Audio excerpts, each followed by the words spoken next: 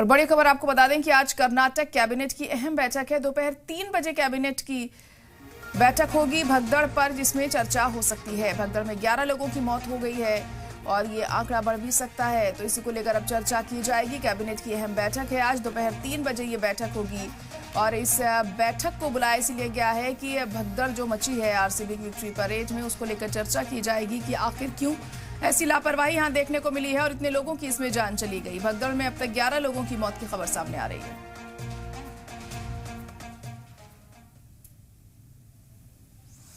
बेंगलुरु हादसे पर विराट कोहली ने दुख जताया है। विराट कोहली ने पोस्ट करके अफसोस का इजहार किया। इस दर्दनाक हादसे से मैं बेहद दुखी हूं, मेरे पास दुख जताने के लिए लफ्ज नहीं है। तो विराट कोहली ने भी इस घटना पर अफसोस जाहिर किया है और पोस्ट में लिखा है कि मैं इस घटना से बहुत ज्यादा दुखी हूं और मेरे पास शब्द नहीं है अपना अफसोस जाहिर करने के लिए।